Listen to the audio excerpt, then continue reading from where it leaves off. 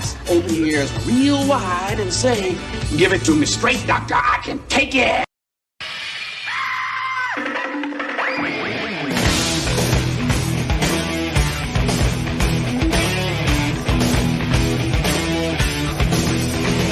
Kick the chocks out from under the wheels. Flaps up. No offense, Margaret.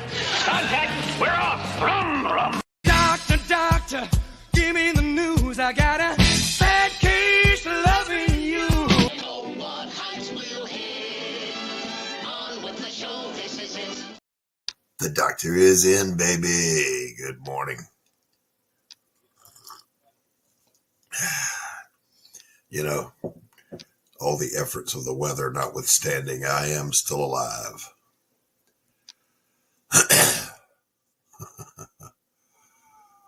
Just a morning hangout. Nothing to see here.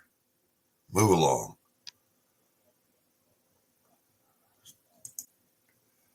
We are still recovering from the damage here.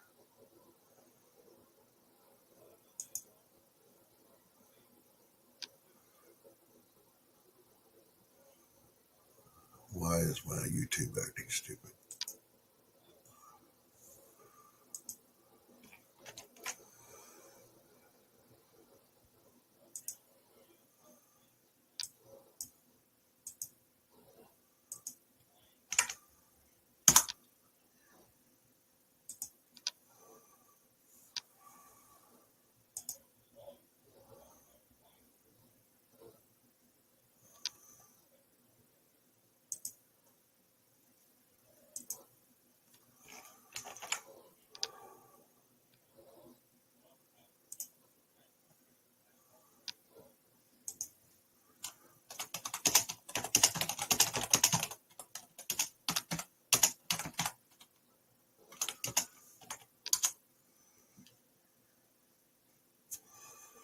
All right, where we at?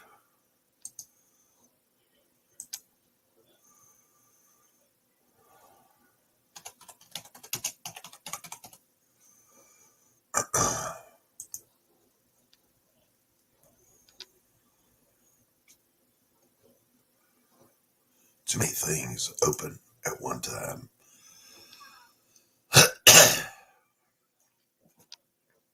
So we just wait for some folks to show up and have coffee.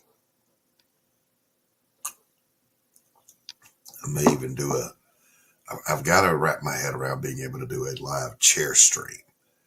Maybe I'll just leave the camera on while I clean up my studio because it needs it. After the storm, moved a bunch of stuff in here to get away from the back room where the damage was and all that. Yeah, it's just putting your home back together after a natural disaster, or I don't know, after a man-made disaster. After a disaster is disastrous.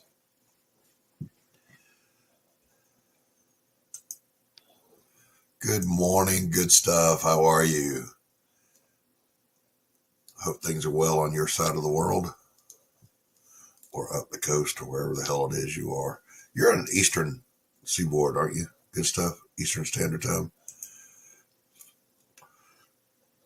You know, when you first get up and you haven't spoken yet, other than to grunt good morning to your wife, my voice is not yet attenuated to speaking.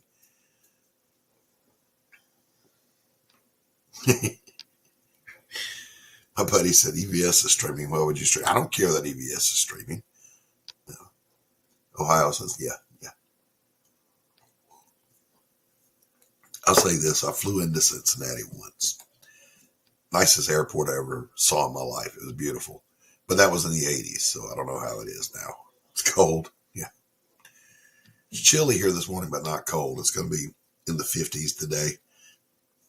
I need it to get either, I need the ground to freeze or I need the ground to get softer and drier, because after the tornadoes, the skid steer that came in the yard to get the huge pieces of tree just decimated my yard. So it looks like M1 Abrams did battle drill in my yard. I mean, it's just, I always prided myself on having the nicest yard on the street. I really work hard on my landscaping. It's gone now.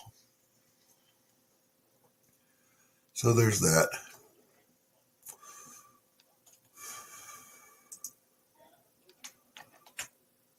Wait on a couple of folks to get here. I'm going to drop the StreamYard link. Good stuff. You're always welcome, of course, if you want to pop in. I know you're not really a morning person.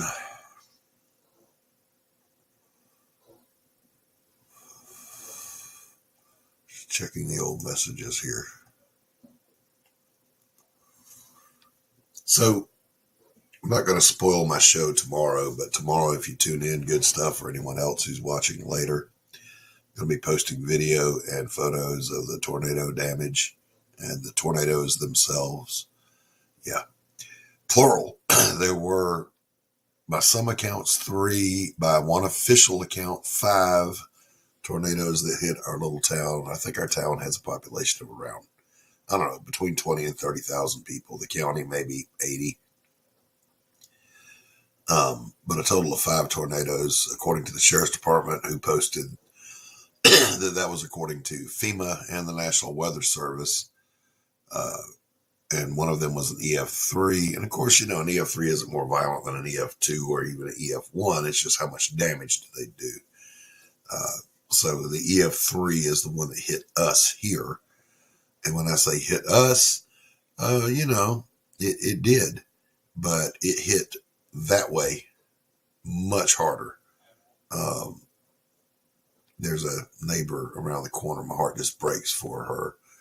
She had one of, we're deep inside an ancient oak forest here, these huge oak trees, and one of them decided it would do an ollie face plant right through the side of her house, and it just like a guillotine, it just chopped it.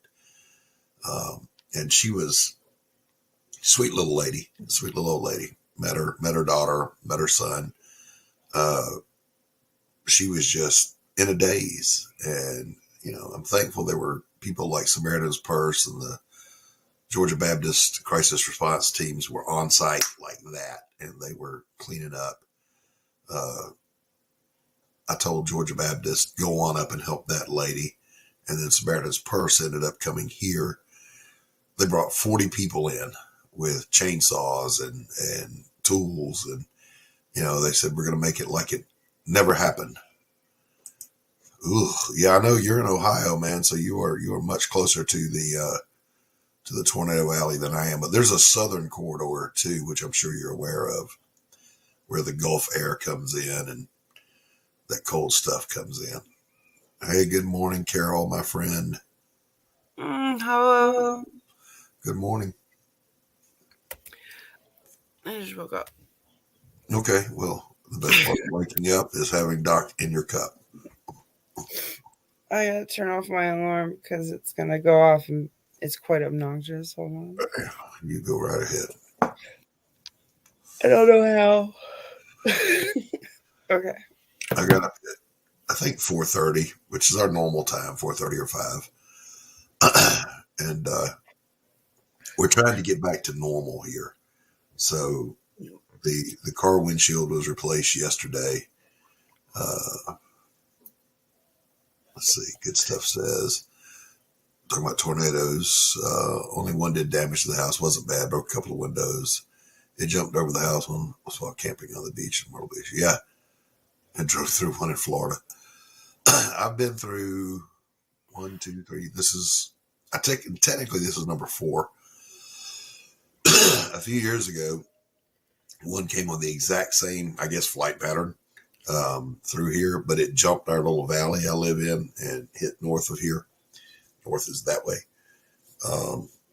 This one decided it would hit us, but it's strange because I think when it hit us, it went a little bit northwesterly, and it hit up the little hill here going out of the valley, and then it just stopped. The damage stops there. And what was weird was, you know, we got damage here. Both of my neighbors got damage up the street. Terrible damage. Hobby Lobby is like 3 blocks that way. Their roof was just peeled back like a can of sardines.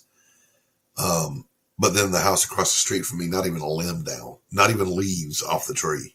So it was like it whoosh, That's crazy, yo. Yo.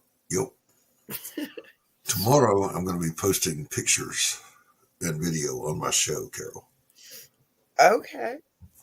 And I'm going to be shilling some Carol. You got to change it to Carol Colors. Just Carol's colors. No, Carol Colors. Carol colors. Telling you. I'm a marketing genius. Listen to me. Okay, I'm listening. So you like it? Fuck yeah, I like it. I'm going to show it when we get a few more eyeballs in here. You know how it is. You start a stream and people trickle in. Cool. I fell asleep on the couch last night drawing. I'm so excited to be on the home stretch of finishing, and Good Stuff says good morning to you. Morning. Yeah, I literally waved at the computer screen. Like you can see that shit. But anyway, I fell asleep drawing last night because I'm so stoked about. I mean, technically, we could go to print tomorrow, but there's certain scenes I felt like needed a little more fleshing out. One additional scene was necessary to segue to the next book. So I guess there's a total of maybe 15 more pages that I'd like to have done. But my old inker is from the 90s, is back with me. I could not be more fired up. This guy is good, and I'm a shitty inker. I'm a great penciler. I'm a terrible inker.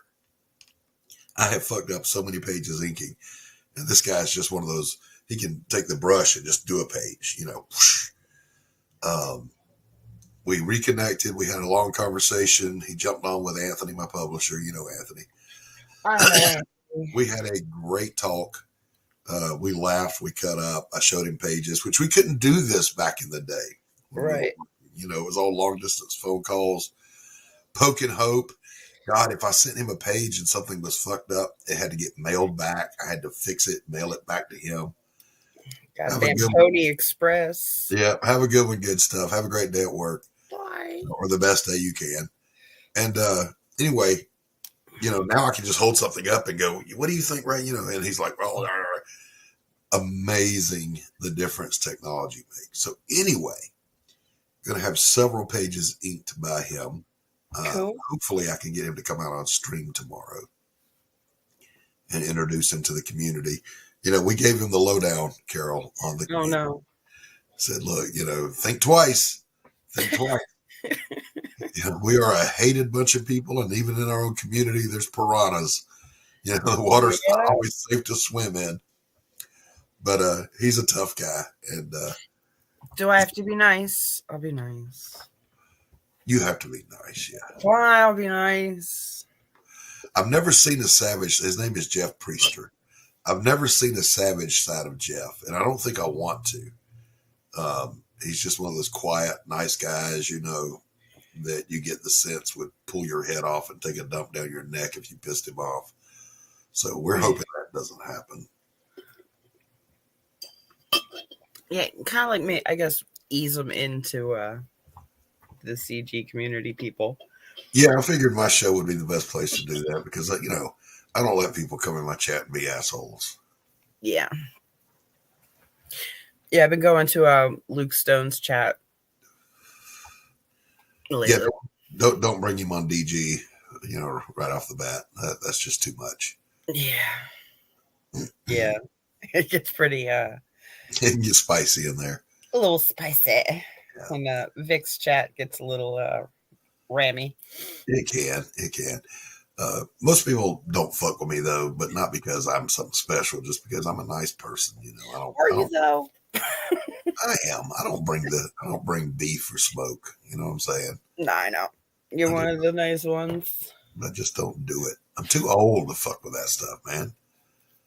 I did realize, I thought that Artie Bear and Aaron Lopresti were the only ones my age, but apparently Tucci is too. Tucci's my same age. See, I don't know a lot of people. We're talking about the Kings. Well, I don't know the King. I'm new. I know. Billy Tucci, very, very famous penciler. I mean, I've heard the names. I just don't know the people or the work really. I just heard. Yeah. I've just heard the names. Yeah. Tucci is, he's one of the nice guys and always has been. This is not a persona he puts on for the camera. He, excuse me.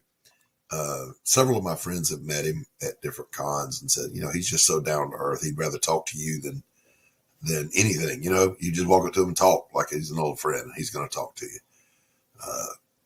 I've met several celebrities in the comic book industry over the years. Back in the day, George Perez was the nicest.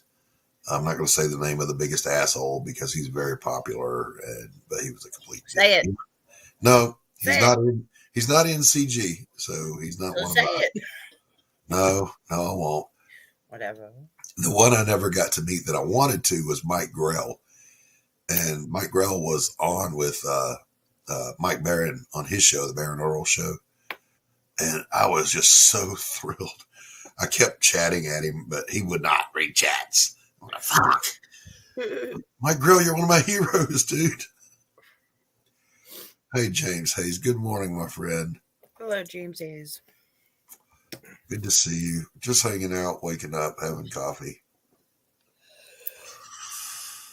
I know I need to run. I'm sorry, what? I'm freezing. You're freezing? Yeah, it's really cold here. How cold is cold? Hold on. It is 35 degrees. Very cold. It's going to snow tomorrow. I hate snow. I hate winter. See, they can never get the forecast right here. I'm anywhere between a dusting and 10 feet of snow. That's the range. All right. Well, there you go. So it's either wear a coat and salt your steps or, build a bonfire. Yeah. In the living room. Exactly. Not that I haven't tried that. I told my son, he said, "Are y'all keeping warm when the power was out?" The power was out for 5-6 days here. He said, "Are y'all keeping warm?" I said, "Yeah, I built a fire." And it took him all of about 2 or 3 minutes to go, "Wait, you don't have a fireplace?" I said, "Yeah, that made it a little bit problematic." But we've got damage we didn't know we had. The water, the tornado was driving from the rain under the front door. And there's a patch right in front of my door that's swelling up the particle. Oh, no. So I'm going to replace subfloor. I want to just rip all the carpet out of the living room. I hate that shit. I hate the one that's in here. It's builder's grade. I've got cheap rugs all over the floor in here because I paint in here. Right. I don't want to get paint all over the floor. So it's pretty much covered with just cheap dollar store rugs. But I would rather have the dollar store rugs than the builder's grade freaking carpet that they used back in the 80s. I hate it. Oh, it's nasty. What is it, like Berber? No. God, I wish it was Berber. No, it's just that cheap ass fucking almond colored. Oh, yeah. Brown shag. Ew, it's nasty. Well, not shag, just deep nap. That's what it's called. But it's disgusting. I don't like it. So the water damage gives me an excuse to have the floor redone. And homeowner's going to pay for all that. I am the homeowner. Insurance. No. No, the FEMA money will. Oh, okay. Getting a FEMA grant. Well, there you go. People were saying, I had a guy say, "Oh, FEMA's declining people left and right. Your power has to have been out for 5 days." I said, "Mine was." "Oh, well, you have to have structural damage." I do. It's just, I'll get the money. And if I don't, I've got a hotline to my congressman. I promise you, I'll get the money. I'll write a letter for you. Yeah. Well, I had trouble years ago with the military owed me some money, and it was just taking forever to get it. And I would call, and one of the people said, "Well, there's no way to call over there." I said, "You mean to tell me there's a government office without a fucking phone in it?" I find that hard to believe. So I called my congressman at that time, and one of his assistants was helping me. And I told her that. She said, "Baby, I can call the White House if I want to. I'll be back." I had that check within 6 hours. Wow. My account. I mean, Don't ever underestimate the power of a pissed off congressman calling somebody. Yeah. Because they want their funding, and Congress and the House holds the purse strings, so you'll get your money. Yeah, I wrote a letter to the governor once, and less than a week later, all those mysterious programs that were supposed to be running in the prisons started up again.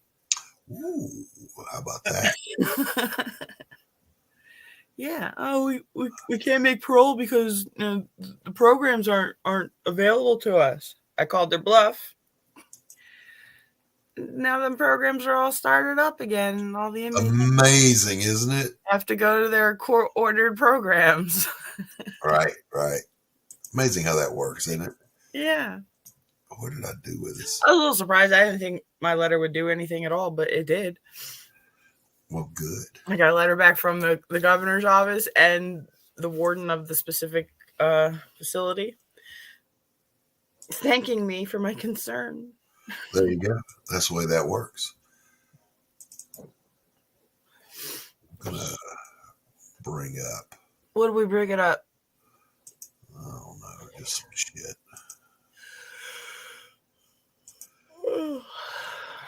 Yep. Oh, I got a job.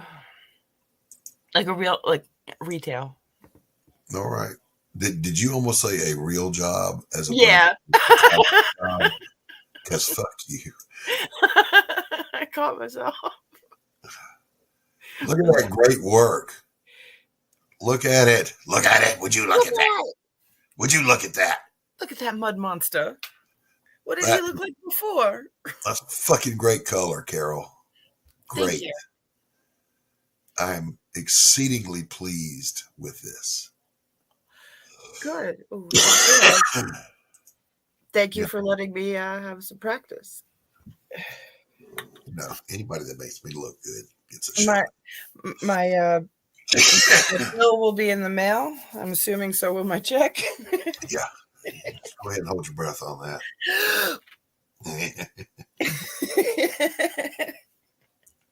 Are you going to use that in anything? I mean, you don't have to. I'm just curious. No. I'm not going to use your photograph of it because it's not a good photo. But if you get it scanned, yeah. Well, I have the digital, yeah. Yeah. Yeah, the only problem is that what I sent you to work with was just a brick JPEG taken with my phone. You know what I'm saying? Right. But Anthony has the original, and he can get you a TIFF scan if you want to do the colors on it. I'll use it, and I'll make sure you get credit. Sure. Maybe a little something. Maybe a little something off the back end of the campaign. Sure. Because I'm not gonna make anybody work for free. I'm not that guy. Well, yeah, whatever. Just get my name out there is pretty cool. Yeah. Well, I mean, don't work for recognition. Work for money. Money. Yeah. Money. Money. Now, I don't mind, like, if I'm working for somebody, and let's just hypothetically say Rex, and Rex says, I already have a working relationship with him. He's paid me for work. I've delivered the work. He's satisfied. I'm satisfied. If he were to say to me, Doc, would you do a 10-page for this book and let me pay you on the back end when it funds? I would say yes, because we have that working relationship. A stranger that I've never worked with, no, I wouldn't do that. Right. Somebody I know in the chat or in the community, yeah, I would do that. So, like, I've ghosted some pages for some people, just breakdowns, because they needed to speed up. And I've done trading cards and pinups and this, that, and the other for people. And they're like, can I catch you on the back? I'm like, absolutely, yes. So, not even worried about it. You know what I'm saying? Yep. Not even worried. Don't you worry about nothing. Don't you worry about it. I gotta go make some more coffee, Carol. Okay, don't leave me. You're on your own, winch. Don't Jurassic Park lawyer me. He left us. But that's not what I'm going to do. That was a great scene. It He was. left us. He left us. Oh, it's probably a good thing he left you. He was obviously going to die. You know, Yes. at the beginning of. I'll never forget, by the way, when I went to go see Jurassic Park. And it was opening night, and this place was packed at the theater. And there were mothers and there were little kids. They thought they were going to come see Dino Land. You know, the first time there was chewing. Mothers are running out with their screaming children.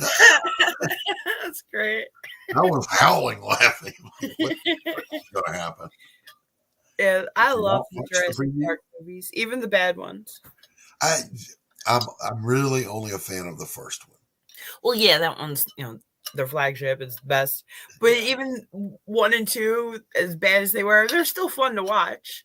Yeah, I mean, if they were on TV and there's nothing else to watch, I'd watch them as opposed to turning shit off. You know. Yeah. And the new ones, they're not that bad either. I mean, the last one was kind of like phoned that one in, but you build a little relationship with the specific dinosaurs in the movie. You just want. I like the dinos more than you. I did like Jeff Goldblum's line when he came back. He goes, "Oh yeah, at first there's ooh and ah, but later there's running and screaming and chewing." Chewing. The Pirates, the Pirates of the Caribbean come out and eat the tourists. Yes, the pirates don't eat the tourists. You remember in the first one, we all thought the sequel would come from one of two things. The shaving cream can that Nedry had stolen, or from You didn't say the magic word. Yeah. Or from when they showed the pelicans flying away. Yeah. You thought, okay, the flying dinosaurs are going to get off that island, but they never showed the flying ones in the first one. So they were horrifying in whichever one that was in, where they're inside the bird cage. Yeah. Those fuckers were horrifying. Just saying, man. Yeah, they're pretty scary. I want one. Yeah, the dinos brought in air support. I said, whoa, bad stuff. All right, Carol, I am going to have to go make coffee. Oh no! All right, prepare for dead air. Hold down the fort. Nobody's. I'll be right back. Hurry! He left us. Hi guys. I don't really have a whole lot to talk about. I just woke up. Nobody's talking in the chat. I got nothing to talk about. Yep. I'm gonna have to get my kid up for school soon. It's the most dangerous part of my day.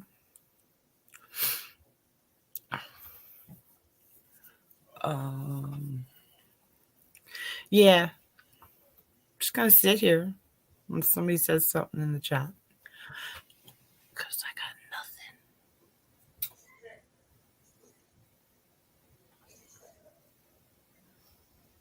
We can just listen to the background noises of Doc's house.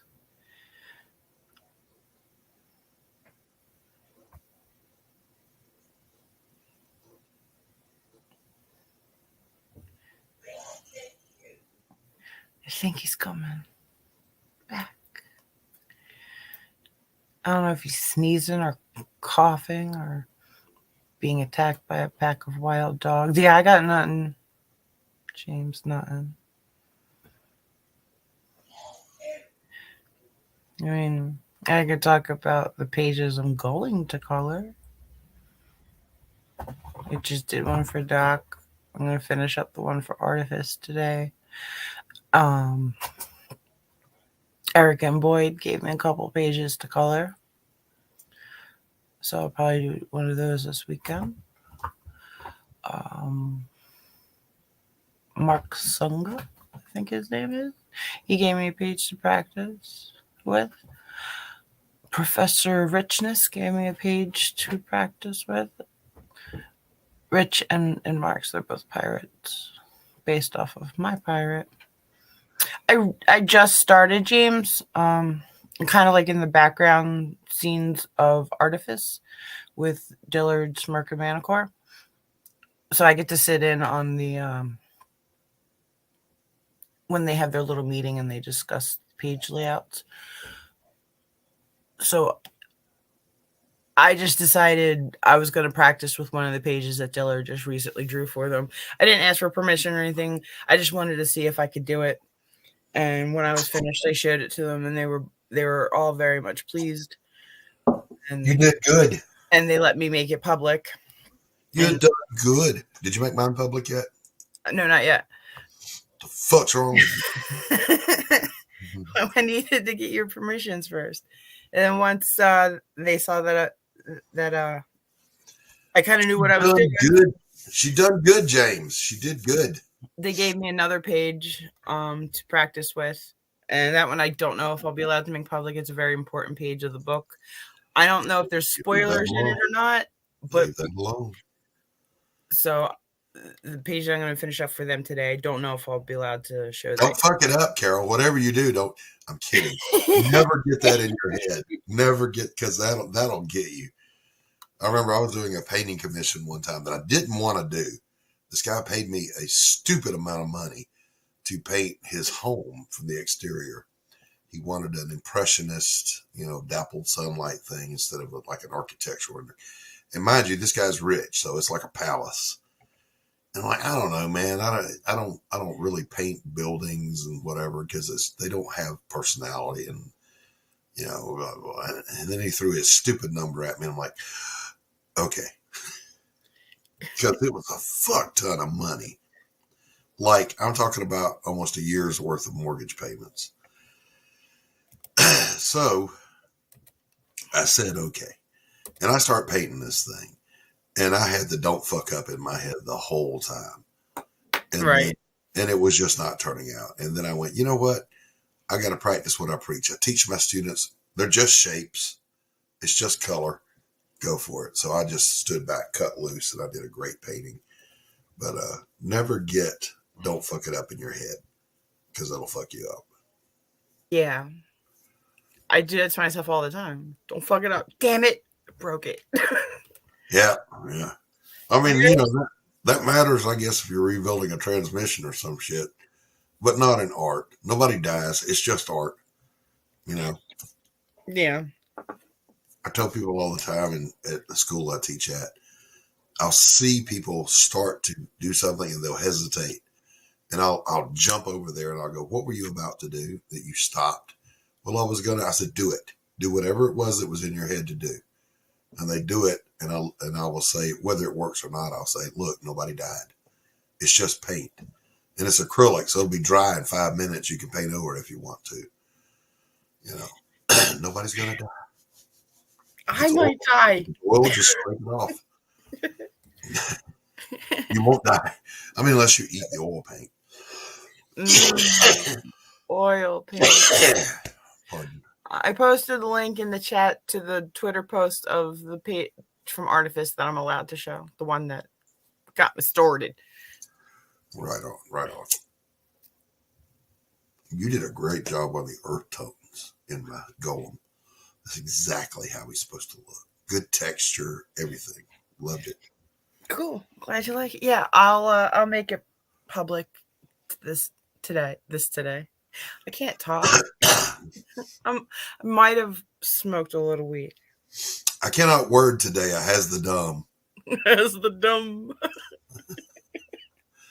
I has the dumb. Has the dumb. That is, I want it on a t-shirt. I cannot brain today. I has the dumb. My wife got me a t-shirt. Where is it? For Christmas. It's somebody stick figure holding a brain. And just lost this. You must have lost your mind. Must have. Now it's my turn to be right back. I gotta go and make sure the kid is getting up and getting dressed. If I don't return, call the cops. He left us. If I'm not back in 15 minutes, just wait longer. Yeah, I'll be right back. All right. All right. That was entirely too chipper on my part for this hour. Let's dial it back. There's nothing to see here. There's one thing to see here, and I'm going to show it to you.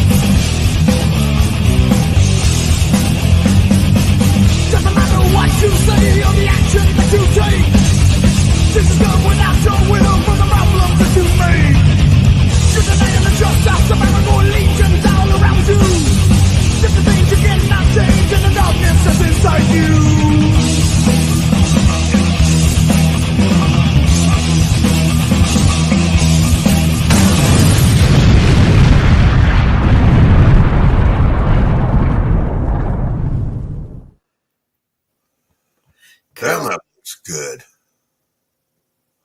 Oh, welcome back, Carol. Yeah, back. She was already in the bathroom. I just said, "Are you getting ready? Go away." Okay. Yeah. Go. This is your daughter? Yeah. How old is she? 17. I mean, she gets herself up and all that stuff. If I'm not up, she'll just stay home. Yeah. Now, my soon-to-be 31-year-old son is still just as bad. Like, if he was ever over here and he crashes on the couch or the guest room, sticking dynamite to get him out of the bed. Are you serious? Get up, kid. Yep. You know, it's 5 o'clock in the morning. You're burning, not daylight, burning time. Get up. We get up early here. Yeah. It's the best time of the day. You get to ease into the day instead of wake up to a shock, get ready, run out the door, you know, or jump into work or whatever. I don't know. My secretary at my counseling practice was notoriously always going to be 5 minutes late. Always. But she was so good at her job that I couldn't. What was I going to do? You know? Yeah. She was a pit bull about getting my money and maintaining my calendar. And a good secretary is hard to find. They're the heart and soul of the operation. But I did ask her one time. I said, "Why are you always late? Why? You're not in trouble. I just want to know why." I keep snoozing the alarm. I get that. I remember those days. Yeah, I used to, at this one job, I would be hours late. Oh, Lord, Carol. No. But he wouldn't fire me. I'm like, well, if you're not going to fire me, then I'm not going to put in the effort either. There's no consequence. See? Right. All right. So let's see how late I can be before you actually give me the write-up. Before you. How dare you? Yeah. We were terrible employees at that store, though. Terrible. What kind of work? It was retail with food service. Do you know what a Wawa is? Yeah, I do. Anthony told me. Yeah, well, I worked at one of those for like 9 years. Ooh, gotcha. Yeah. We have Racetrack down here. They're the huge, almost like a shopping mall gas station. You got restaurants in them and all that stuff. Right. About like a Wawa is, I imagine. And there was, for a brief time, they had a Mexican restaurant inside that place that was the best Mexican in the area. So it's like, are you eating a gas station burrito? You bet your ass I am. Yeah, well, this isn't quite, gas station food. They just happen to sell gas too, because they didn't always sell gas. Right. They used to just be the convenience store with a deli. Yeah. Yep. No, there was a great deli at the supermarket the Kroger that used to be here. they became a Kroger superstore and moved to the other side of the town. And I don't go in there, man. I don't want to shop inside a freaking, airport building. Fuck. I like a little mart. So anyway, they had the best deli. And they also had the best butcher. You get custom cuts or whatever. Well, I don't go there anymore. But there's a little place that's been here since, God, the 40s called Easy Shop. Easy Shop, I'm giving you a shout out. Little mom and pop store. Probably no more than 10,000 square feet. Best butcher, best meat you will find anywhere. And best service. They still carry your groceries out for you. Put them in your car for you. They're sweet people. So. Oh yeah, we've got one of those little places here. It's called the Country Peddler. It's so cute, so adorable. Like you can only fit like maybe 6 people in the whole store.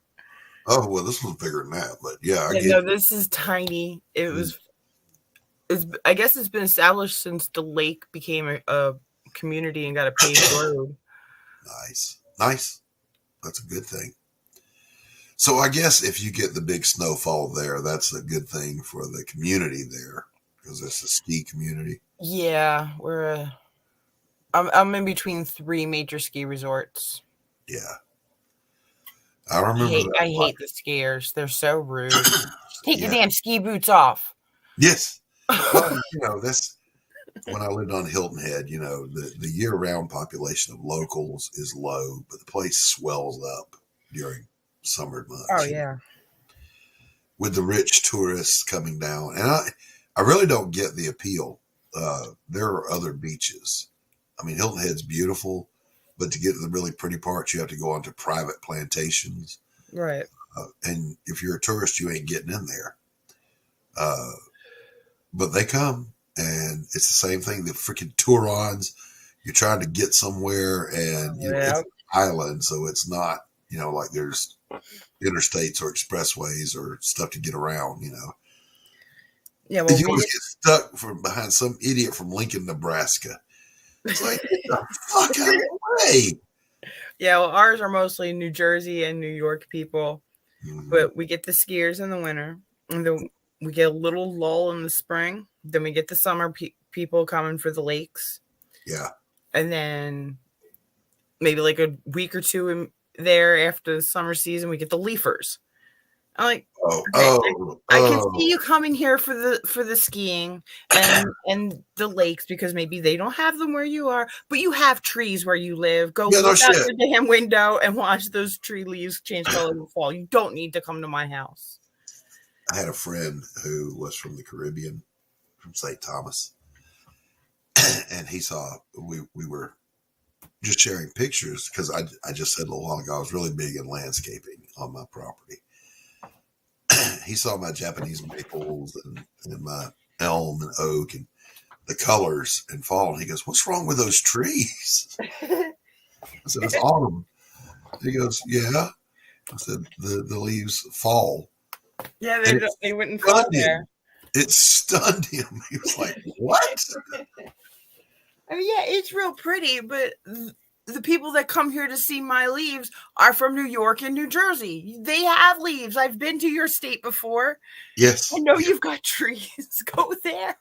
Yeah. My friend, she said, "I'm going up to Vermont. I want to see the autumn." I said, "You do realize we have the exact same trees here. We do the exact same thing." Yeah. Hello, Manticore. Oh, good morning, Manti. Oh, and then during the summer, twice a year, and usually the weekend of my birthday, we get the NASCAR people. Oh, sweet Jesus. Don't start me on them. Atlanta International Raceway is 6 miles that way.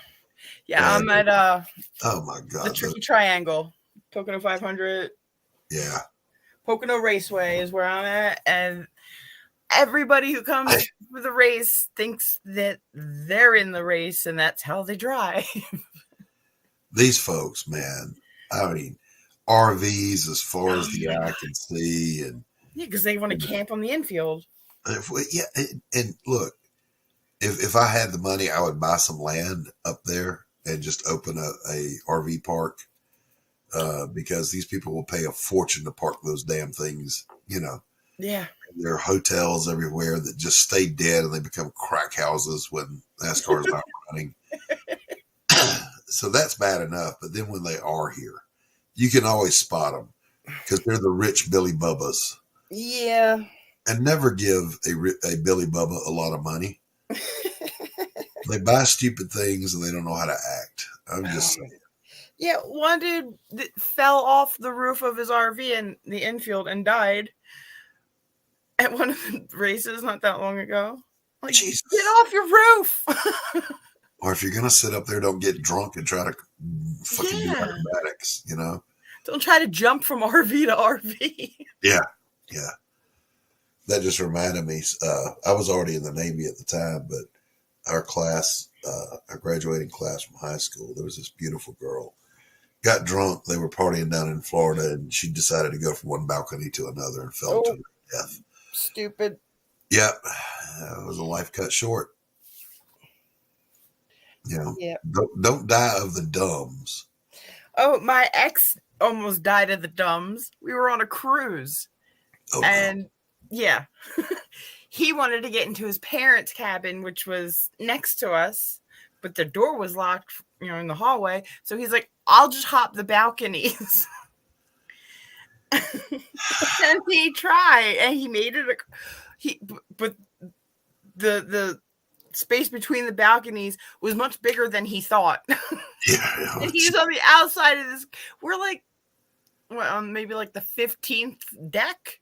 Like we high. And he did. Oh my God.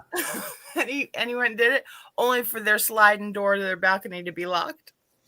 Holy jeez. So he, instead of letting me go and get his parents to get the room key and just, whatever, fess up, he climbs across again. No. See, listen, no. One more time. Things you will never read in my obituary. His chute didn't open. Yep. The bungee cord broke. You're never gonna have eaten by a shark in mine either. Yeah, I'm not putting myself in a situation where I'm gonna be eaten by a shark. Eaten by a shark, eaten by an alligator. Fell off the mountain. You're never gonna read these things in my obituary. I can't promise that I might not get eaten by an alligator. You might read, died sitting on his couch with a cigarette. That's as wild as it's gonna get. I did crazy stuff with the military. I jumped out of helicopters. I did rappelling. I did all that stuff. But it was always super controlled, super safe. Right. You minimize the risk. You can't minimize risk if you has the dumb. I'm just saying. Like Manny says down there, it's just natural selection at work. Natural selection. It didn't come out right at all. Yeah. Well, he made it across both sides. I mean, I'm going to say I haven't done some dumb things because I have certainly done some dumb things, and I know I will do more dumb things.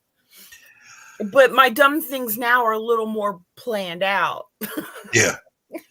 Like when I was patching the roof after the storm here, getting up there was easy. Get back down? The getting down, I sat on the edge of the roof. And I thought, the fall from here wouldn't kill me. But it's going to hurt. Yeah. And so I'm sitting up there. And I remember thinking to myself, I came this close to asking my wife to make me a sandwich and just bring it up the ladder. Because I don't even want to come down. I don't want to get on the ladder. I live here now. Yeah, I got a bum knee. And, I'm already up here. I'll just live here from now on. Hi, Good Carrie. morning, Carrie, my love. Good to see you. How are things in the basement?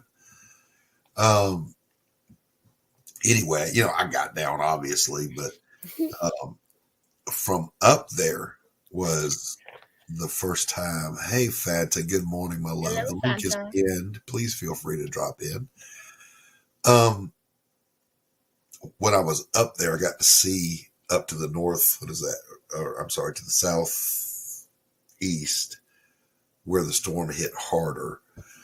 I could see the damage, and man, it looked like the coast after a hurricane. It was just unreal. So that was a discouraging sight. So I got down, Yeah. I will say this though. My backyard has always been in shade because I am literally at the bottom of a little bowl valley surrounded by oak trees. Right. So it's shady. Not no more.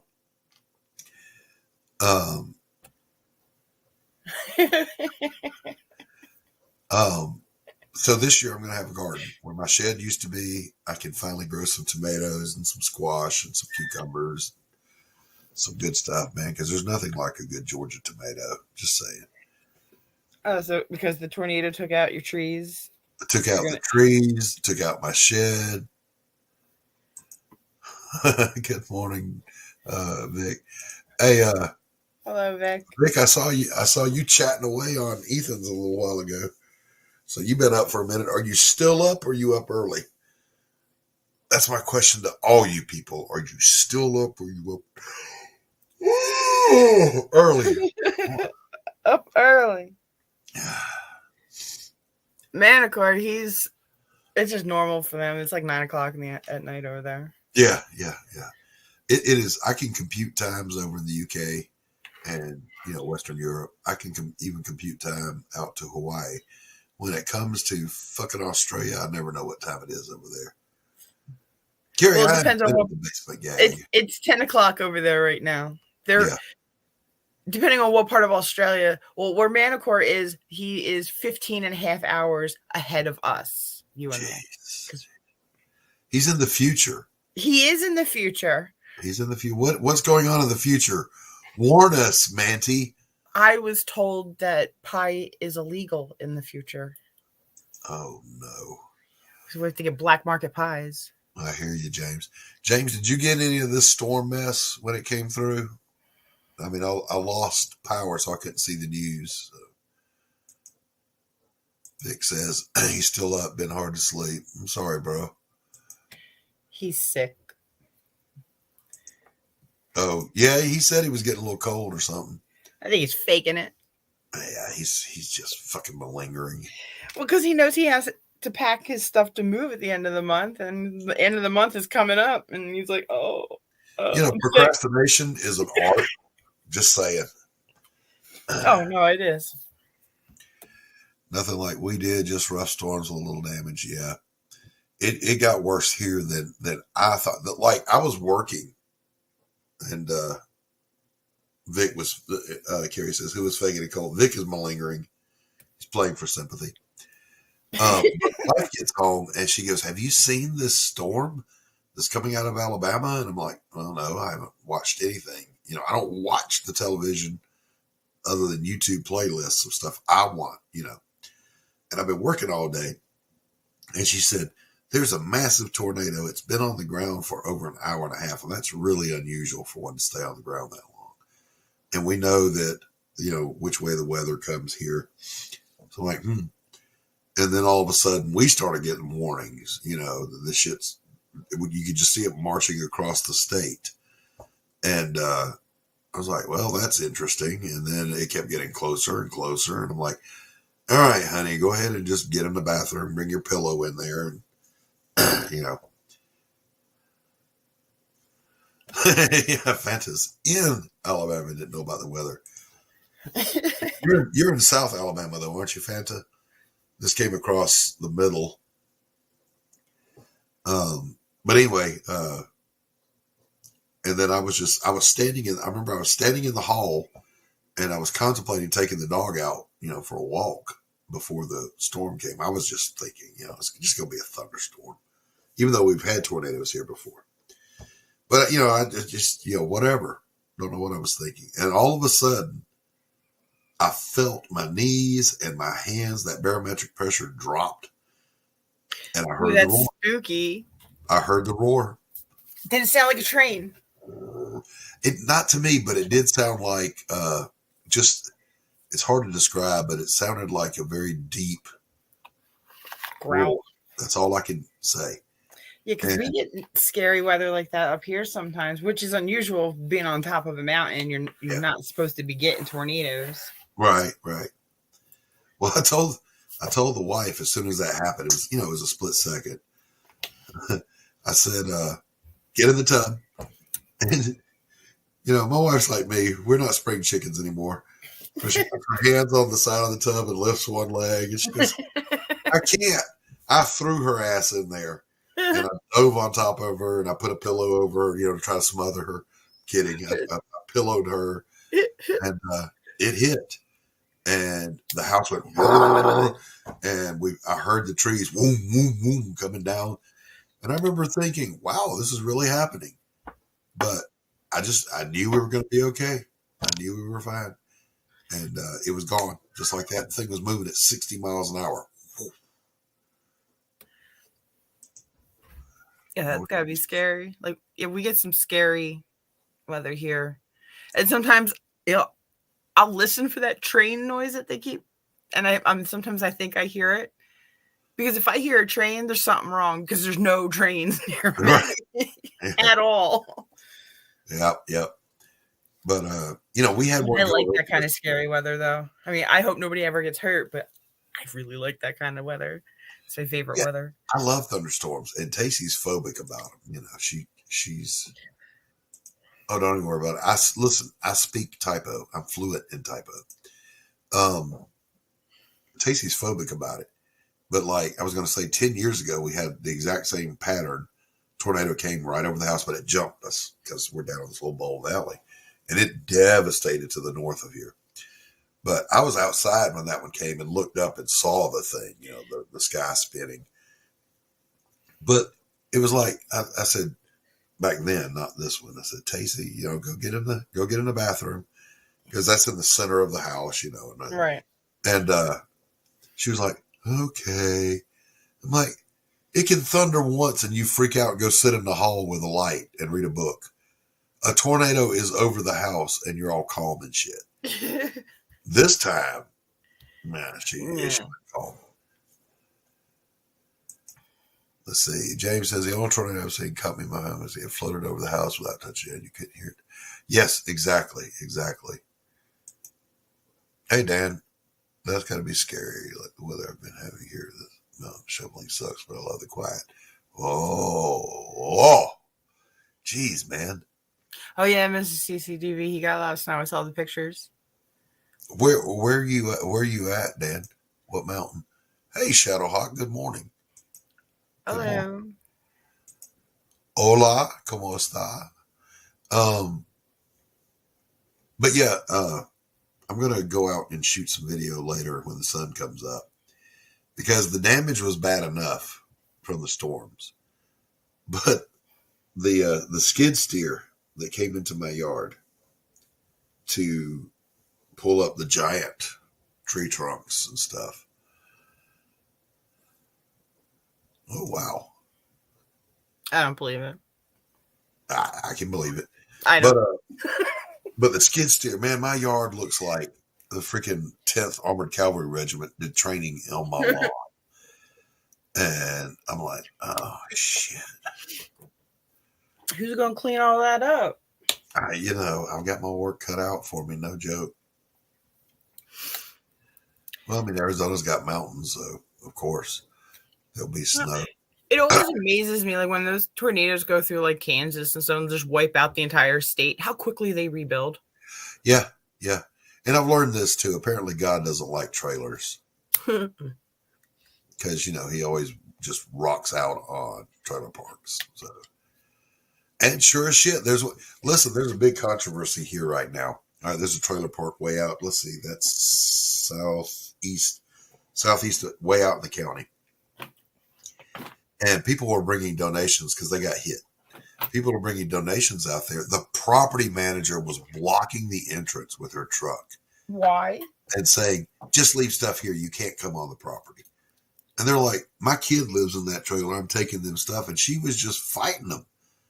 And eventually, they called the sheriff's department, and the sheriff came out and said, hey, you got to get the fuck out of the way. You can't do that. So what was her problem? I don't know, man. Some people just get power trippy, But to control something like that, that's just dumb. The drunken philosopher. Sorry about that. I didn't switch avatars quick enough. No worries. Hey, Mr. CCTV. Dan, are you up early or are you up late? He's up I'm late. up late. Well, that means you're drunk off your ass, aren't you? Not quite drunk off my ass, but I am pretty well. I'll say two sheets to the wind instead of 3. Okay, all right. 2 sheets is good. We can do 2 sheets. I gotta go grab some more coffee, guys. Oh no, he left us. Oh no, you're leaving me alone with Carol. Don't leave me alone, Mr. CCDB. I ain't gonna touch you, darling. I'm fine. You keep your grubby little paws over there. You know what, I am darling? spoken for. I just stay right over here. You stay right over there. There ain't nothing gonna happen. So what's going on? Not much really. It would seem like a lot to a lot of young men. I am remodeling my kitchen, and so moving appliances and tearing up flooring and knocking out walls. That sounds like All fun. things that young men apparently are incapable of doing these days. Yeah, because they don't want Now, to mind you, nail. I'm not nearly as fast as I used to be. You'd be surprised the amount of guys out there that don't know how to change a tire. Oh my God, I made fun of people like that, and then I ran across a person who actually did not know how to change a tire. I was like, oh my God, I was making fun of people like you just recently. You don't know how to change a tire. Jesus Christ. Listen, if you've ever been young and driven a beater, you know how to do things. I can change an alternator on the side of the road, an O2 sensor. I know how to change out a U-joint under a car. Oh, the U-joints are the best, aren't they? I'm traumatized by this U-joint. Can we not? Like picking up all those little tiny bearings on the side of the road going, oh, I can get the back of the cap. I can get to the next gas station. I can get a U-joint. I had to do that, pulled over in August in the Deep South in a sand environment, changing a U-joint. And I will never forget that torment as long as I live. Those fucking exploded. You will think, okay, I've almost got it when I'm going to dink and falls. And then one of them fell in the sand. And I'm like, fuck. Meanwhile, Hufflepuff number 1 that I'm married to is going, it's hot up here. Will you hurry up? I'm like, you son of a bitch. Yeah. It'll throw you to the sharks. Okay. So, yeah, it had to have been 99. Okay, 1999. And because I know this because my niece was still in a car seat. Okay. But I don't believe that my nephew was born. So it had to have been 99. And we were driving from Phoenix to Laughlin, I think we were going to.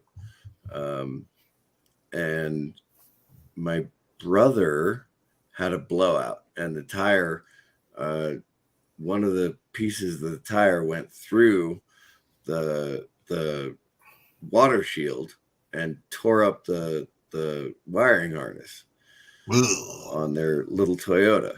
Okay. Oh, and those wiring harnesses are a pain in the ass.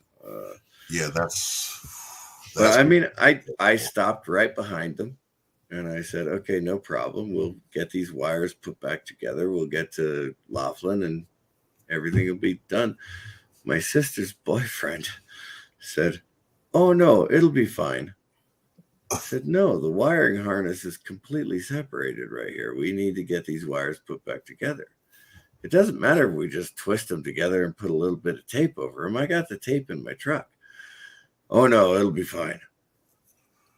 No, it won't. It won't be fine. They didn't even make it 30 miles. And they had to pull over again. I was absolutely furious because I had my mom in my truck, so I couldn't follow them back to Phoenix. Yeah. I was going to Laughlin for a reason. I don't remember what it was. But I had my mom in my truck, so I couldn't follow them. So we went on to Laughlin, and they, oh God, I was Down on the furious. We can't stop here. This is backcountry. It's like it'll take me an hour to put these wires back together. Okay, it's not that big a deal. It's a pain in the ass, but it's not that big a deal. No, we'll make it. We're good. Oh, we'll make it. Yeah, the battery lasted 30 miles. Congratulations, you dumbass.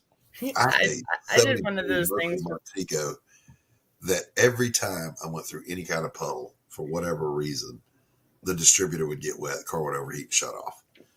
And it used to piss me off because the only thing you can do about it is actually the de-icing spray that will dry. Oh, yeah, the alcohol spray. Yeah, I had to carry that around with me. I don't like any little mud puddle. And I'm like, what kind of fucking defect is this? What fuckery is going on that every time I hit a puddle, this happens? Turns out the inner fender is supposed to have some kind of weather strip right there. And it just, yeah. And so, it's really, it's just, it's fiberboard, really. It's just fiberboard. That's all. Yellow rigging it. I took it over to the motor pool on base, and they said that, you know, you have to custom order a part. I said, I'm not going to custom order a part. I said, pretend this is a military vehicle that's got to get back into combat right now. Guy said, okay. He got under there with a welding torch and some sheet metal, and 10 minutes later, I was groovy. Right on. Right on. Always know somebody in the motor pool. Just saying. Oh, absolutely. Oh, the warrant officer was my best friend. I mean, you know, the military is all about the E3 and below, the E3 mafia. Know somebody in every job, know somebody. And it's always, you know, there's always that E3 that's been in for like 10 years. You know, he knows everything, but he don't give a fuck. He don't care about getting promoted. In my case, it was the E4, but yes, the same thing. The same thing applies, yes. Always. Yeah, you know, listen, know these people. Young people, if you're watching and you ever go in the military, I'm telling you, this is what you do. Make friends with the E3s and below, especially the old bulls that know everything. Oh, the guys who've been E3 for 3 years. You definitely want to know those guys. Listen, the guy that's been an E1 for 10 years, make him your best friend. I don't know about that. Oh, listen. H.R. Jane. I'll never forget that dude, man. He was a quartermaster. He got his rating stripped. He was a corpsman, but he was so incompetent they snatched him. Oh, okay. And he got busted back to an E1. And dude was one of the best quartermasters in the Navy. If he ain't got it, he'll get it. That was his saying. He goes, if I ain't got it, I'll get it. When I get it, I'll funk it, ram it, jam it, damn it, pack it up, take it out to your car. And I'm like, okay, this is the guy. And he was. You needed something, whatever it was. If he didn't have it, he'd go, give me a day. It is one of the weirdest dichotomies in the military is this, right? E4 and below are the experts. Yes. In, you know, whatever enlisted thing you have to do. Yeah, yeah. And then E7 and above are experts in dealing with the officers. Yes. And so the best company commander I ever had was a sergeant major. Oh, good morning, Tree Goblin. Good to see you, buddy. Tree. A sergeant major who became a lieutenant because he got his degree and he decided to go through OCS and he became a captain. He was the best company commander I have ever had. I'm sure. He knew everything. There was one of the chiefs I worked for, Bob Austin. I'll never forget him. 1st Battalion. Went over to his aid station and walked in. And, you know, when you first show up to a new assignment, you're kind of feeling things out. First thing he did is he stuck his hand out and goes, yeah, nobody's around. Call me Bob. Come on back. He had a fresh pot of coffee in his office. He had his office all tricked out as like a lounge for everybody else. I'm like, okay, we're going to get along just fine. super smart guy, knew his shit, could care less about protocol and all that other shit. Just get the job done. Really liked him. But I named my kid after a Marine that I served with. It was my best friend. And Dan, if you're watching Semper Fi, Dan was the perfect Marine. He was literally on a recruiting poster. And but for whatever reason, he liked this scruffy corpsman because I was willing to get in the mud and do everything they did. You know, if it's time to crawl, you know, through the infiltration course, barbed wire, crawl, low crawl, high crawl, you know, through the mud, that's me. I'm down there doing it. So we got along amazing. And I had a top jump my shit one day in front of him. By then, he had made Master Gunnery Sergeant. He's a master. Oh, no. So, this top is just taking my lunch money, man, being a complete dick. And I'm taking it, but he can tell I'm about to snap and lose a stripe. So he comes over and he goes, "Hey, Top, why don't you just close your suck for a little while and cool it?" And I was like, "Ooh." And that Top cut his head around, you know, like, who the fuck dares? And he saw a Master Gun standing there, and he's like, "Okay, Master Guns." And he gives me this look like, "I'll deal with you later." And Dan didn't miss that either. He goes, "No, you won't. Just come." Right then, I decided I'm naming my kid. You had two A8s basically eating each other's breakfast, going, "Nope." Yeah. The difference is one of them had hash marks from here to here. You know, That's fantastic. You can try if you want to, baby. Normally, I don't let Navy men get away with that, but you're fine.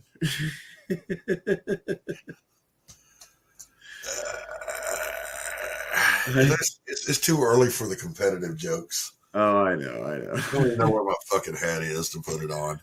Oh, I went to combat life saver school for 14 years, so I got a little bit of medical training. Just a little. You know what I discovered after I was out years later? I was watching an episode of NCIS, and something happened on the show, and I was like, "That can't be true." And it was basically this: Army and Air Force medics are automatically certified paramedic when they, you know, civilian equivalent paramedic. Are you really? Whatever. I did not know that. A hospital corpsman in the Navy would get in trouble for that shit. I'm like, what the fuck are you talking about? The Navy corpsmen used to train the Army and Air Force medics. When they wanted to learn advanced shit, they came to us. That offended me, and apparently it's true. So I don't know how that happened. Well, it went all the way up to patching. When I first started doing combat lifesaver school, it was back in 2000 or 1996. Okay. And by the time I finished taking courses in combat lifesaver school, it was 2008. And by that time, where were you going for this? Oh, it was basically anytime I went to a new station, they said, "Oh, you went to combat lifesaver school?" I said, "Yes."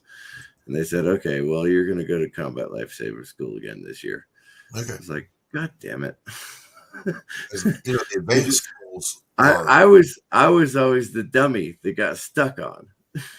So I knew it was always Camp Pendleton on the East Coast. It was Camp Lejeune, where the advanced training. Oh, I never went to the advanced training. Well, that's where it happened.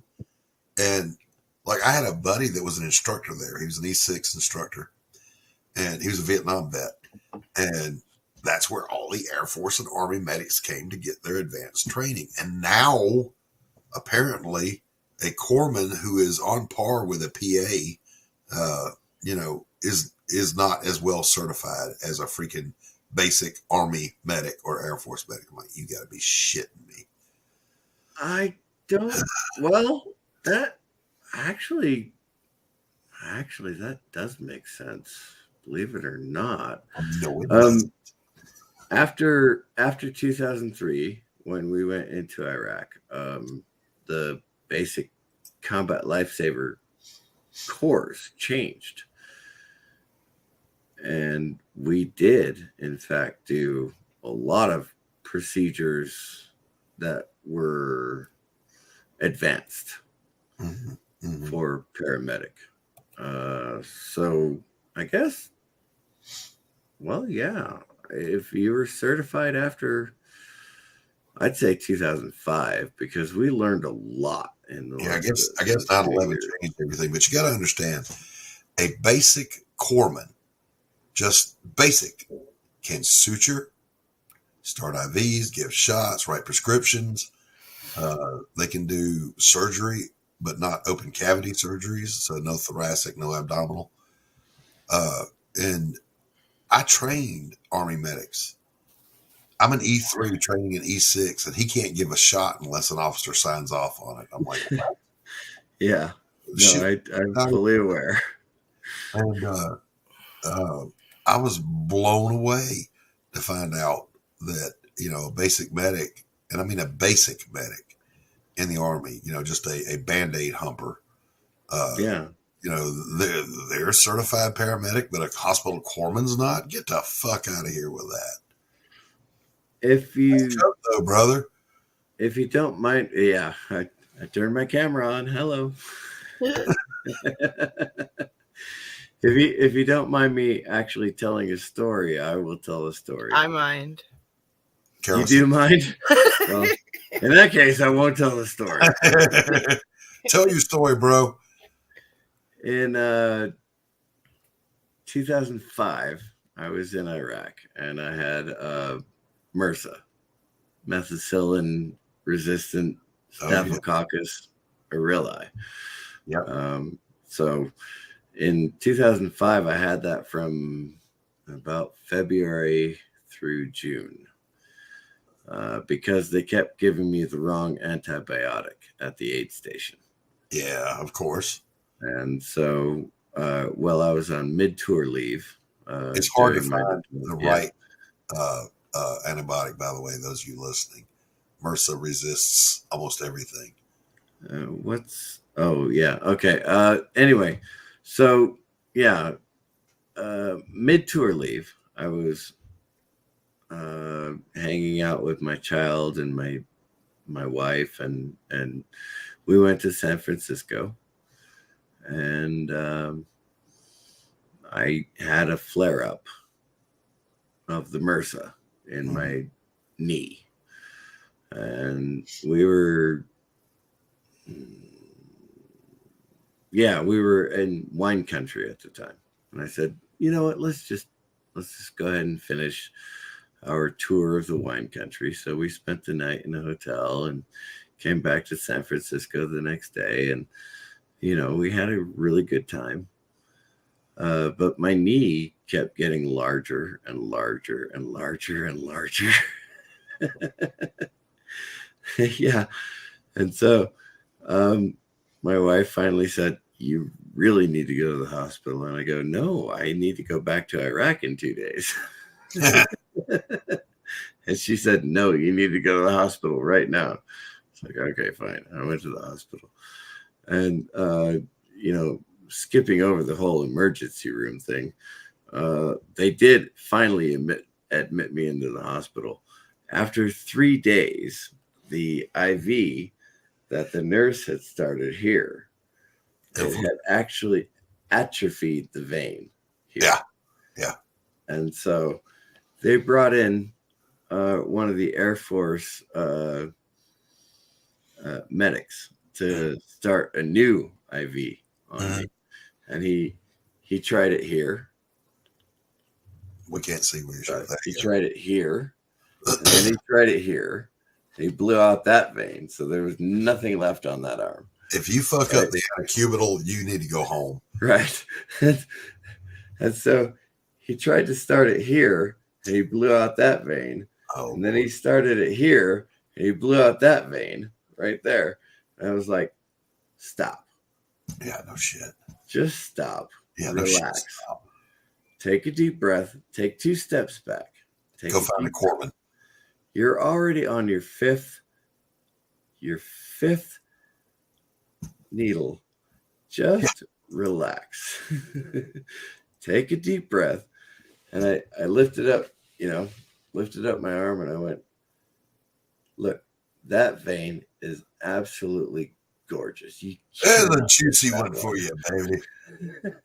And I literally walked him through it. I was like, okay, put the tourniquet up here. You got that. Good. Okay. And then go ahead and wipe off this area. And I said, okay, now put your left finger right here. Take your right hand and go ahead. There you go. You see the flash? You see the flash?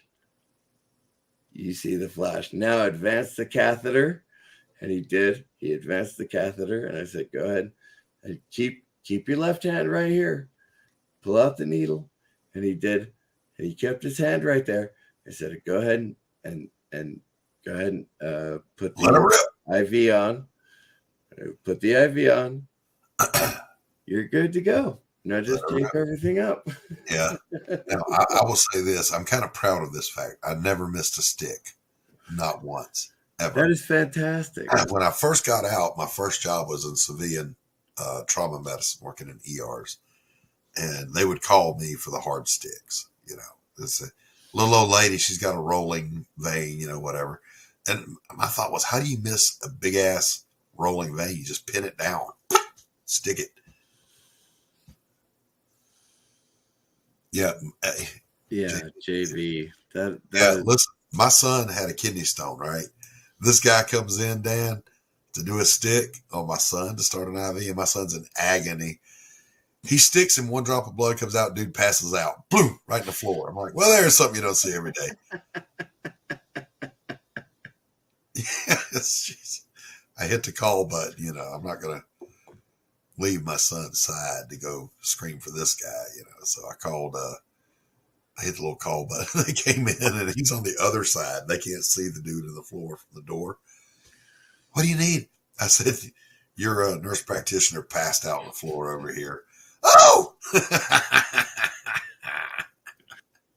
And of course, my son don't care. He's in agony. He just wants some narcotics to knock the pain out. Yeah. So, you know, I mean, they treated him right. They took care of him. But that dude was funny shit. He said, you may have wasted your education going to school for this. That is a lot of money to pass out at the side of blood.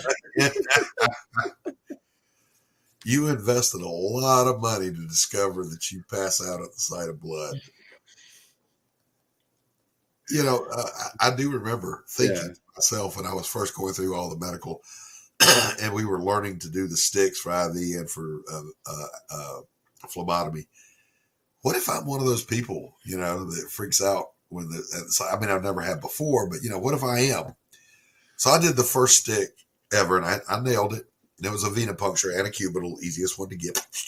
Oh, yeah. And I hit it and I remember thinking, well, that was easy as shit. And look, I'm not queasy. Flash forward to the first time I get on a ship. I'm like, what if I'm one of those that gets seasick? Our second day out, we hit a squall and the ship is defying the laws of gravity. And I'm, you know, catching 0 G's and I'm laughing. I'm having a ball. I'm like, okay, I don't get seasick either. But wait, there's more. I go later and I become SAR, search and rescue, flying in a helicopter. All right. And I discovered I get airsick. But no. I'm having a ball. I don't care. I would yak out the side door and then feel fine. And I would fly.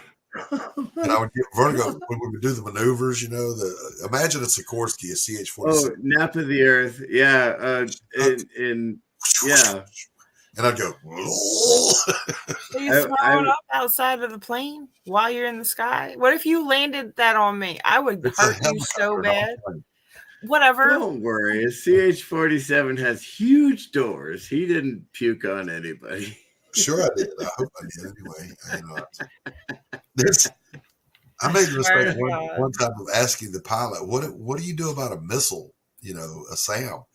And he said, not auto rotate. That's what a helicopter does if it's trying to survive a power loss. Oh, He goodness. said, we Oh. derotate, and only the Chinooks can do it. The rotors up on top, the two on top, they go, Yeah. and it'll Right. dive faster. Right. And then it dives down real fast. Yeah. It'll dive faster than a missile can laterally accelerate. I asked him that. He didn't tell me. He just did it. I came up to Did my you horse. really? I asked him an inch off the seat board. You're off. Yeah. When we got to the bottom, you could hear the individual blades. Whoom, whoom, whoom, whoom. And the G's are now the opposite. You're going, "Roar." And he goes, that's what we do. I'm like, okay. You know what? Every time I had to take fuel samples from northern Iraq down to southern Iraq, we had to take CH-47s, right? And so every time we got into them, people around me kept saying, why do we need to put these seatbelts on? We don't ever see that in the movies. No. Like, you know what a 5-point harness is, right? Yeah, You know the reason for a 5-point harness? I do. I've lived it. I do know. And somebody was like, well, I ain't doing that. And the pilot heard him. Yes, you are. And so, yeah, when we got into the valley going into Baghdad, sure enough, it was Nap of the Earth flying, and that guy was all over the place. Hell yeah. There That is why you wear your 5-point harness. I used to wear the gunner's strap in, and you're lashed to the deck. Oh, yeah, yeah. And we were carrying some Marines one time. And it wasn't even a full platoon. It was just a squad, I think. And they were just basically hitching a ride with us because we were transporting a patient from somewhere up to Charleston. And they were like, Doc, aren't you going to sit down? And I'm like, well, no, I'm not. And I didn't say because I get air sick. It's better if I'm standing up and I'm looking out the window, out the door. Doesn't bother me if I'm doing that. I didn't tell them that. They thought I was being Joe Macho. But basically, you're standing up and you're surfing this bad boy. Whatever it's doing, you're just swiveling the hips and staying. Right. And that was always fun. I enjoyed it. But, yeah, I discovered I couldn't be a fighter pilot. That was never going to happen. I could see me in Maverick. All right, I got it in my sight.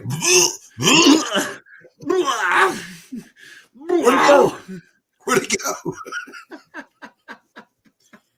We had him, but Doc rolled all over the console.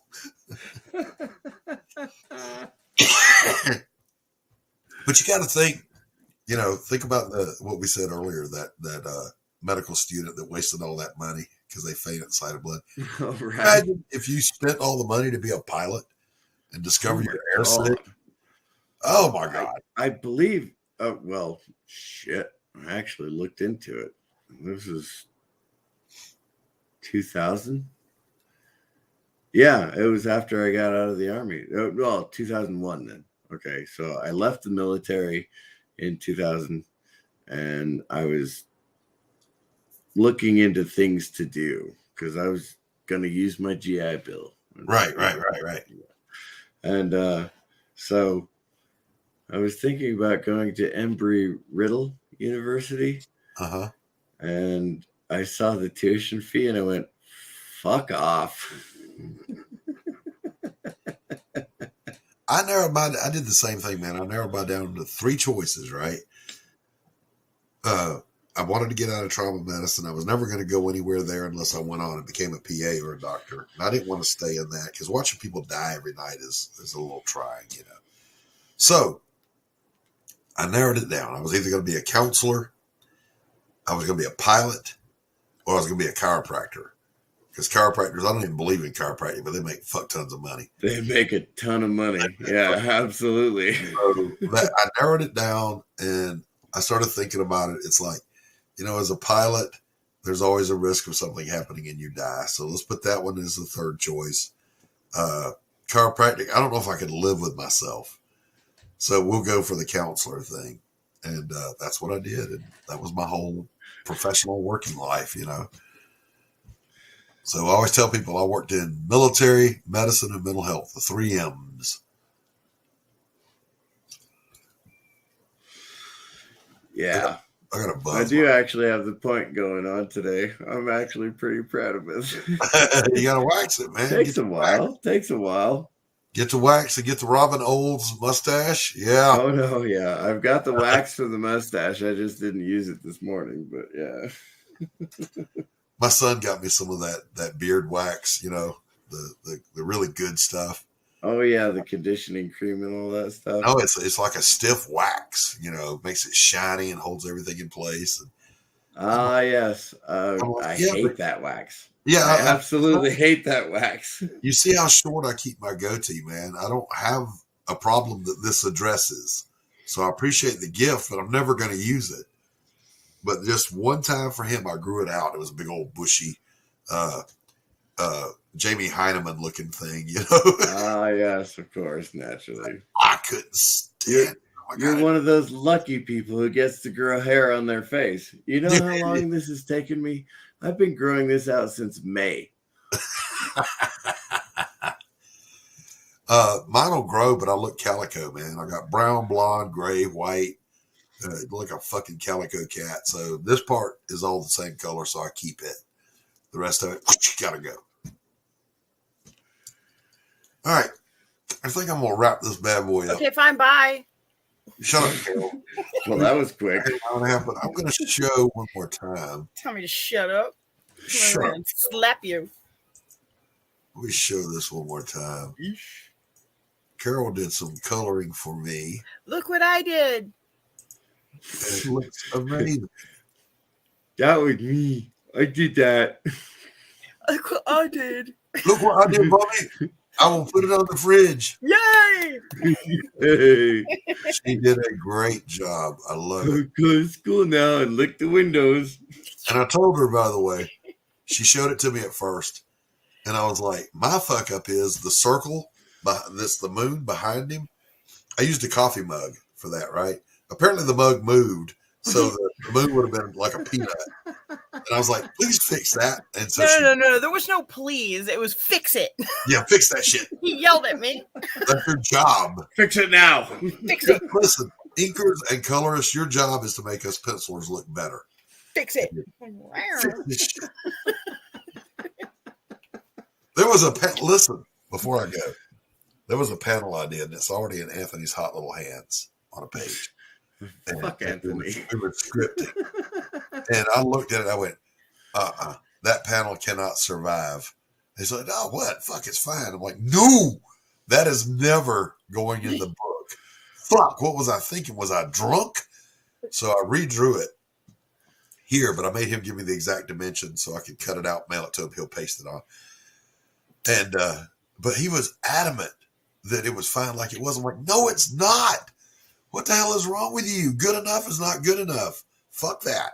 I had a meltdown. Well, now Jim O'Reilly is doing an alternate cover for me. And Jim O'Reilly is amazing if you've ever seen his stuff. And it looked better than mine. So I'm like, fuck you. I said, Anthony, mail me back that cover I sent you. I'm going to upgrade that bitch. And he's like, oh, it's fire like it is. I said, no, it's you mail that motherfucker back to me so I can fix it. I'm going to get showed up by somebody on my own campaign. Damn. Yeah, Jim, if you're watching, I mean, I appreciate you doing good work, but you don't show me up. Well, you can see behind me that I actually do like art, okay? But I like landscape scenes and things like that. So it's cool. I can tell you haven't bought one of mine yet. I haven't bought one of yours? No. And I'm a famous landscape painter. I'm Famous. nobody in comics, but I'm a very well-known landscape painter. Super Damn famous. it. Fuck Now it. I'm embarrassed. All right. We'll talk later. Super duper famous. That will work. All right, You man. know where to find me. Yep, we'll run across each other. Anyway, we're going to end this thing. You guys have a great day. Thanks for hanging out, helping me get my day going. God bless. Be safe. Later. Bye, everybody.